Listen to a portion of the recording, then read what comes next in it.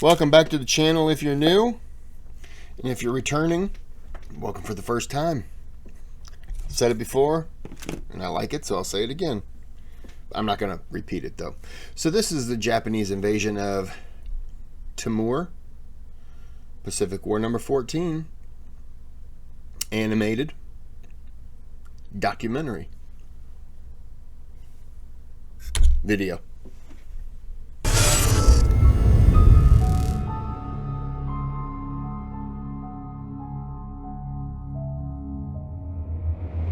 Two weeks have passed since the fall of Singapore, and the situation looks hopeless for the Allied nations.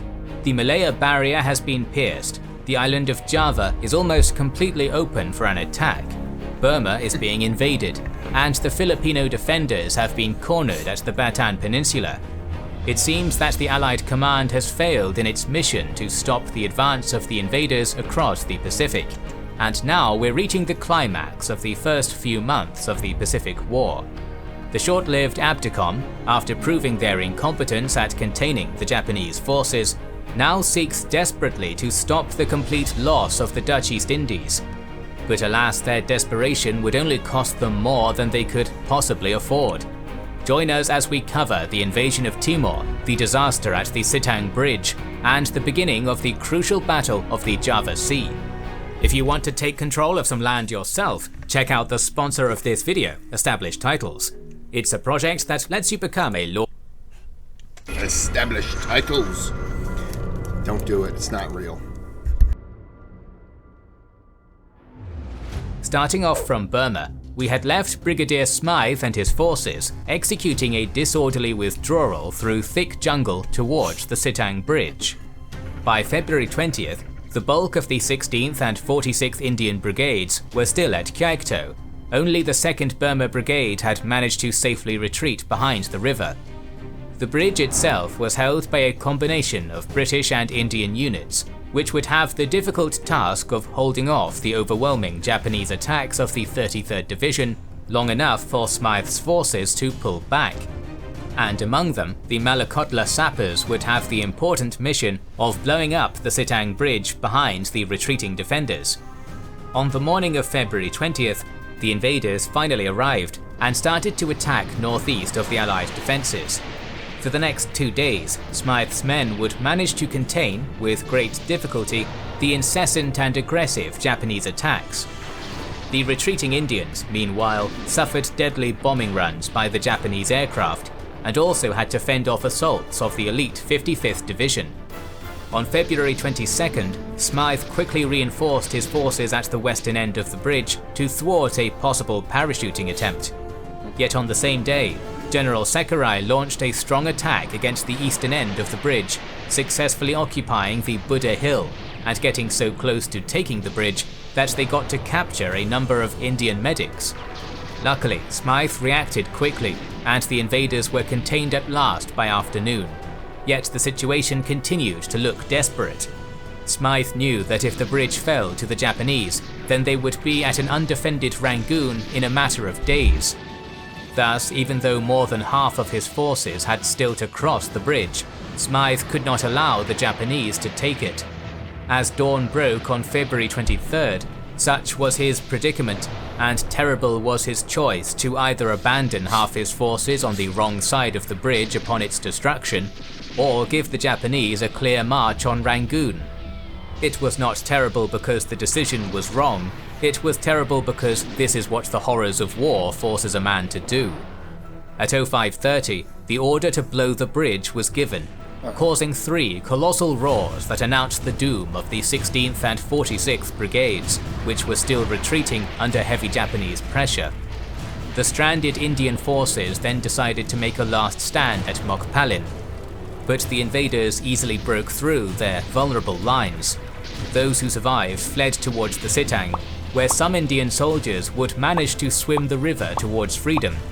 The Japanese, however, didn't stop to mop up the remaining defenders, as they wanted to reach Rangoon with haste, so many Indians would eventually get the chance to swim the river and escape to the north. Even so, this was a complete disaster nonetheless. In his own words, Smythe then reported this unpleasant and devastating news to General Hutton, while his remaining forces continued to withdraw towards Rangoon. Even though this had been Hutton's mistake for not allowing Smythe to retreat to the Sitang River when it was convenient, the brigadier was dismissed from his command and was later replaced by Brigadier David Punch Cowan. The evacuation of Rangoon was then promptly started. The key city had only but a fortnight to live. Now we turn to the Dutch East Indies, where most of the action of this week is taking place. Last week, we mentioned that the Japanese were preparing the invasion of Timor to launch concurrently with the invasion of Bali. The unit appointed to execute the Timor operation was the Eastern Detachment of General Ito, which had last taken part in the invasion of Ambon. The invasion of Timor, however, had one major diplomatic problem. Rule of the island was divided between the Dutch and Portuguese colonial governments. Now in 1941, the Japanese had decided to respect the neutrality of Portugal both in Macau and East Timor, even though time would later show them aggressively exerting their influence on both colonies. But back on December 17th, after Portugal's refusal to collaborate with the Allies, 400 Allied soldiers had swiftly occupied East Timor to cover the severely exposed flank of Dutch Timor. This forced the Japanese to invade, and plans were quickly drawn out to include the Portuguese colony for the Timor operation. But with the passing of time, British and Portuguese authorities would eventually reach an agreement for the Allies to abandon the occupation of East Timor in exchange for the establishment of a strong Portuguese military force in the colony. On January 28th, this 800-man force began its long journey from Mozambique. They would, however, arrive too late to stop the invasion. The Japanese plan for the Timor operation was I muted it just in time. So I guess I'm kind of confused why they withdrew the forces. If you know that's where the invasion's going next, unless they didn't know and it just happened to be a dumb mistake at the time, or dumb luck or whatever. I don't know. Plan for the Timor operation was simple. One battalion of the Eastern Detachment, led by Colonel Doi Sadashichi, would land at Dili, while the rest of the detachment under Ito himself landed at Kupang. They would be joined by SNLF Marines of the Sasebo Force landing at Kupang, and by paratroopers of the Yokosuka Force also conducting a parachuting operation in the area. Finally, the invasion convoy would be escorted by a strong fleet, mainly consisting of 3 cruisers and 11 destroyers, and their efforts would be further supported by an attack on Darwin's Harbour, which was to be carried out on February 19th by almost 250 Japanese planes from 4 aircraft carriers. The ensuing bombing of Darwin was intense and savage, leaving 30 Allied aircraft destroyed, 11 vessels sunk, and 28 ships damaged, including most of the cargo shipping available to support efforts in the Dutch East Indies and the Philippines. Meanwhile, in Timor, the local garrison of Colonel Nico van Strata only had around 500 Dutch soldiers at his disposal. But immediately after the outbreak of the war, the Australians had formed the Sparrow Force to reinforce them. Lieutenant Colonel William Legat led this force of almost 1,400 men, including a company of commandos. All of the Allied forces were located around Kupang, but after the occupation of East Timor, most of the Dutch soldiers and Australian commandos were transferred to Dili. The main invasion force of General Ito departed Ambon on February 17th, with the Doi Battalion departing the following day. On the night of February 19th, both forces reached their objectives, and thus commenced the invasion of Timor. The Japanese initially landed around Cape Mali on the south coast of Kupang, where the Allied defences were considered weak, and on the coast west of Dili, where they took the defenders by surprise. By midday, 308 paratroopers of the Yokosuka had also been parachuted to Babao, where they rapidly captured the town before heading to the Penfui airfield. Then, the landings proceeded as planned, as the coast was practically undefended, so the invaders hastily advanced on Kupang and Dili by the end of the day. At Dili, covered by their naval forces, the Japanese headed eastwards and directly attacked the Allied positions. Despite fierce Australian resistance, the Allied forces soon began an orderly withdrawal by February 21st, leaving the city and the airfield of Dili to the Japanese. While Van Straten and his Dutch forces headed southwest towards the border with Dutch Timor, the surviving Australian commandos would escape to the south and to the east, where they would begin guerrilla warfare from the mountainous interiors. Back at Kupang, the eastern detachment divided itself into 3 columns, with the left column advancing directly on Kupang, the centre column assaulting Australian positions at Penfui, and the right column thrusting northeast of Oasau to cut off the Allied retreat. Despite their brave and ferocious resistance, the Australians decided to withdraw east when they learnt that the invaders were racing to cut them off. The next day, as Ito's main force entered Kupang and captured the city and the Penfui airfield, Legat launched a sustained and devastating assault on the Japanese positions at Oasau, culminating with a bayonet charge where the Japanese had successfully managed to cut their retreat. Suffering dozens of losses, the invaders resisted until the night of February 22nd, when Ito's main force finally arrived to save them. Even though they were surrounded, the Australians tenaciously continued to assault the decimated Japanese positions at Oasau, eventually breaking through and escaping eastwards. But Ito's forces quickly pursued and caught them in the area east of Naibonak by the morning of February 23rd. With his forces low on ammunition, exhausted, carrying wounded men and surrounded, Legat finally decided to surrender with around 1,000 of his men. Only about 290 Australian and Dutch troops would manage to escape eastwards towards the border with East Timor. While the Japanese conducted mopping up operations around Dili and Kupang, they would later join with Van Straten's forces at the border, from where they would continue to execute guerrilla warfare. The Australian commandos under Major Alexander Spence would also continue to resist in East Timor for around a year, getting supplied by air and successfully executing ambushes on isolated Japanese groups. Thus came the end of the last of Java's Johor before the main invasion. Now the stage was set for the fall of the last link in the Malay barrier. As we have already discussed a few weeks ago, the Japanese had planned to launch a 2-pronged naval invasion of Java, to be carried out by the main strength of the 2nd and 48th Divisions. But above this was an incredibly overwhelming superiority in aerial and naval strength, with more than 600 aircraft allotted for the Java operation, and with around 4 battleships, 13 heavy cruisers, and dozens of light cruisers and destroyers approaching the Java Sea, under the overall command of Admiral Takahashi. Since February 3rd, the Japanese had launched Operation Z, a full-scale air campaign over eastern Java that resulted in severe damage inflicted on the Allied Navy and on the island's infrastructure and defences. On February 18th, the Western Force, consisting of the 2nd Division and the Shoji Detachment, departed Cam Bay with an invasion fleet of 56 transports, a large escort force of 3 cruisers and 13 destroyers, and a strong covering force that consisted of 5 heavy cruisers and several destroyers, led by Admiral Ozawa.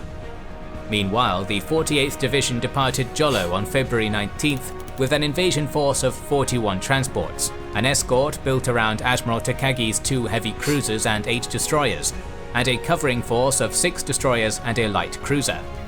While heading towards eastern Java, the eastern force would be joined by the bulk of the Sekiguchi detachment just off Pemanican. Takahashi also held a reserve of 2 heavy cruisers and 2 destroyers north of Java, while Admiral Kondo's support force and the Kijibutai stood by to the south of Java. The Allies knew of... I apologize for not talking a whole lot. As I've said in all the Pacific War videos, it just blows me away at how fast Japan just swarms, and they're just a force. I mean, I'd be repeating myself if I continue to say it. The Allies knew of the massing of the invasion convoys, so Admiral Helfrich quickly reacted by forming 2 strike forces, the Western Striking Force of Commodore John Collins, consisting of 5 cruisers and 6 destroyers, and the eastern striking force of Admiral Dohrmann, which had 3 cruisers and 7 destroyers. With the Japanese eastern force being closer to the Allied fleet, Helfrich detached 2 cruisers and 3 destroyers of Collins's force to Dohrmann's on February 25th, being determined to stop the Japanese invasion before it could even begin. Thus Helfrich's plan was for Dohrmann to defeat the Japanese eastern force, and then to head to the west to also defeat the western force. Yet the Allies didn't even know the exact location of the Japanese fleet, and so on the night of February 25th, Dohrmann took his force out to make a sweep around Madeira Island, before returning unsuccessfully to Suera-Baja. The next day, the location of the invaders was discovered, and Dohrmann departed by afternoon with 6 destroyers as his vanguard. His unimaginative plan was to attack with this vanguard, while the cruisers engaged targets from a distance and the remaining destroyers executed a torpedo attack afterwards. In the early hours of February 27th, the Allied force reached the Sapuedi Strait, but found no trace of the invaders. By midday, just when he was about to turn back, the Allies reported that the Japanese invasion force was just 80 kilometers north of Suera-Baja. Dohrmann then rushed back to port, while Takagi headed to Kragan to land the Sakaguchi detachment. At this point, the Japanese already knew that the Allied fleet was coming, so Takagi was concentrating his forces while heading westwards. During the afternoon, while the landings proceeded according to plan, Dohrmann's fleet arrived in 3 columns and quickly spotted the westernmost Japanese group around 1600 hours. At the same time, the Japanese spotted them, and the cruiser Jinsu began the battle by firing at the destroyer Electra 16 kilometers away. Takagi's 2 heavy cruisers also started to fire, and Dohrmann's cruisers promptly responded, but the exchange was very ineffective. For the next 30 minutes, the 2 forces continued westwards on parallel courses, something that was to the advantage of the Japanese, who held a secret weapon in reserve, the long-range Type 93 torpedo. The range from which the Japanese destroyers were going to fire was something that the Allies definitely didn't expect.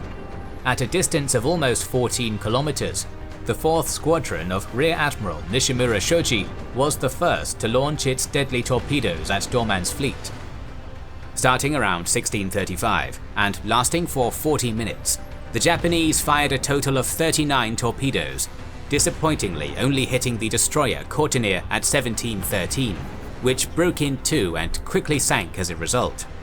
As the firefight started, Dohrmann knew that he needed to close the distance between the 2 forces so that he could bring into play the 6-inch guns aboard his cruisers. Eventually, Japanese effectiveness also began to increase, with a shell hitting Houston at 1706. Although the invaders only destroyed the Courtineer, the Allied force was thrown into chaos. The Exeter was then hit by gunfire, causing extensive damage and forcing the cruiser to turn to port to avoid a collision with the cruisers behind it. Mistaking Exeter's retreat as a general retreat, the Allied cruisers promptly disengaged and started to turn back, causing disarray in the Allied force. Around 1730, Dohrmann finally re-established control over the Allied cruisers and turned back to the northeast. But he only found Takagi waiting to launch another massive torpedo attack, since the Japanese had reconnaissance planes flying over to gather intel on Dohrmann's state. The barrage totaled an amazing 98 torpedoes, yet incredibly none of them hit their target. Around 1800, the British destroyers then counterattacked against Rear Admiral Tanaka Razio's 2nd Squadron, causing light damage to the Jinsu and to the destroyer Hasegumo. But the Japanese quickly returned fire and achieved a great hit on the Electra, rapidly sinking the destroyer around 1815. Yet despite his losses and unfavourable situation, Dohrmann continued to press the attack, leading his cruisers eastwards to cover Exeter's retreat, which would later safely arrive at Suera-Baja. With darkness approaching, Dohrmann then ordered the American destroyers to lay smokescreens so that they could break contact. In their confusion, the destroyers launched a torpedo attack instead. Luckily, Takagi cautiously decided to turn back north to avoid the attack and to regroup. With Doorman retreating eastwards, the battle appeared. It didn't look like the combined British and the American. I gotta sneeze.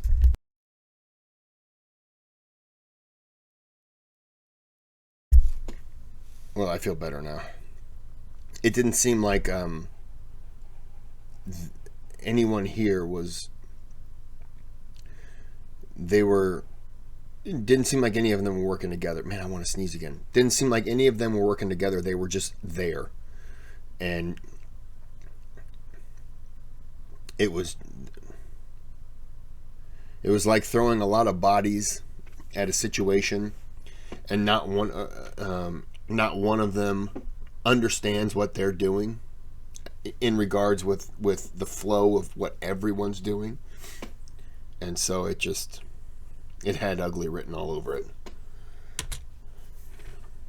Over for Takagi, but the Dutch admiral was going to turn back to the northeast with his remaining forces, determined to eliminate the invasion convoy and save Java.